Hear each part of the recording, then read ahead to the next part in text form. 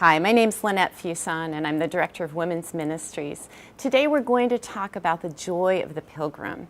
And ironically, a lot of what we'll be talking about has more to do with trials and difficult situations that we go through. In James chapter 1, 2 through 4, it says, "Consider it pure joy, my brothers and sisters, when you face trials of many kinds, because you know that the testing of your faith develops perseverance. Perseverance will finish its work, so that you may be mature and complete, not lacking anything." I don't know about you, but there has yet to be a morning that I wake up and say, "God, bring it on. Give me a trial, give me a difficult time today." But we know in His Word that He promises to give us peace and comfort and joy in the midst of difficult situations.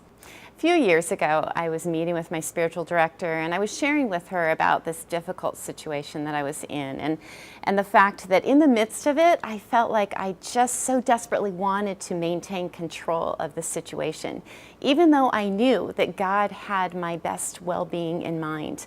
As it says in Romans 8, we know that God works all things together for good.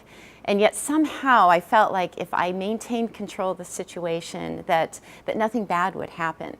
She asked me where I was at in that journey. Was I holding on to that really tight, or was I willing to let go of it and release that to Him?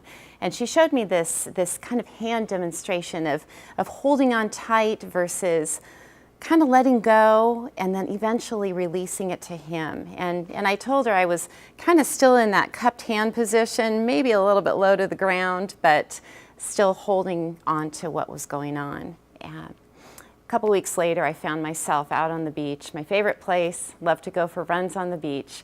But this day, I felt like God was inviting me to just spend quiet time with Him, to pour my heart out, to share my concerns, my fears, and allow Him to give me that peace that I was longing for.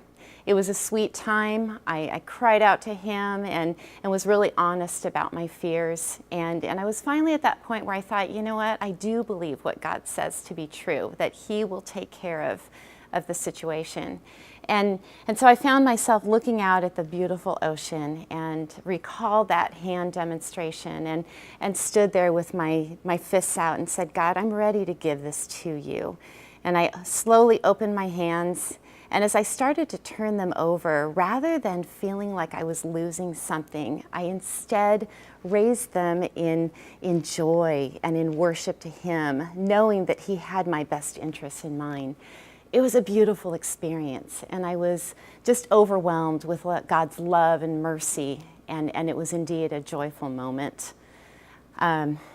This last year has been a really difficult time for our family.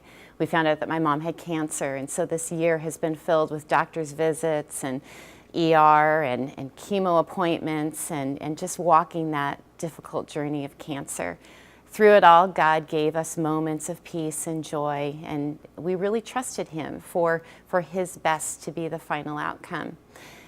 As we came to the end of this year, I knew that my mom would soon be home with the Lord, and I felt peace about that. I was excited about the fact that she would be strong and healthy again, but I really wasn't looking forward to what so many of us know is that darkest time when people are reaching the end of their lives. But in that, even there, God gave us these sweet, tender moments as we sat by her bed and rubbed her feet and told her that we loved her. We got to sing songs to her and read scripture and reassured her that we knew how much she loved us. And it was in that I experienced this amazing sweetness, knowing that she would be whole and complete very soon. And that brought joy. Brothers and sisters, we as pilgrims are going to experience trials and difficult times, but I promise you there is joy in the journey.